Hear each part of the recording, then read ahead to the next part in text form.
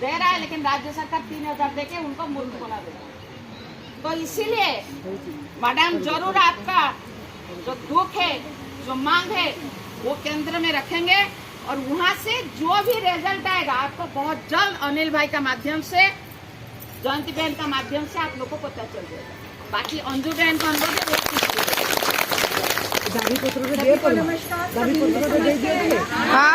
तो नारा लगाइए, भारत माता की जय, भारत माता की जय, वंदे मातरम, वंदे मातरम। बहुत सुंदर, बहुत सुंदर। देखो बहनों, जो भी समस्या है मुझे आपकी लीडर ने बताई, मुझे बड़ा दुख हो रहा है ये सब सुन के कि इतनी समस्याएं हमारी बहनों के साथ हैं, लेकिन बहन ही बहन की समस्या समझ सकती है।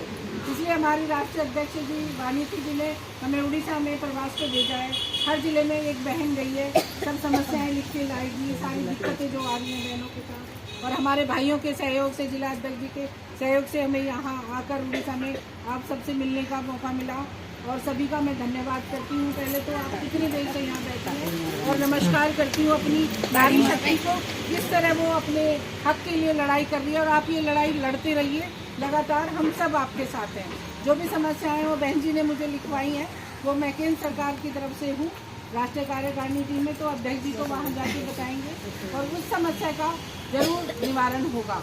आप सब लोग बहनें जैसे भी हैं, जो भी समस्या होती है, हमारी जयंती बहन को, हमारी प्रमिला दास जी बहन जी जो प्रभारी हैं, इनको बता सकती हैं। सबसे पहले हमारे जिला अध्यक्ष जी हैं, जो भी समस्या होगी मैं देख रही हूँ वो लगातार हम बहनों का बहुत साथ दे रहे हैं। तो मैं समझती हूँ ऐसे भाई हमें मिले जो इस बोनई जिले के हैं जिला अध्यक्ष, तो वो आगे भी सहायता करते रहेंगे। आपको कोई दिक्कत आने वाली नहीं है, लेकिन आप ये मिशन पे डटी हुई है अपने डरने पे, ये डटे रहिए, जोर शोर से डटे रहिए।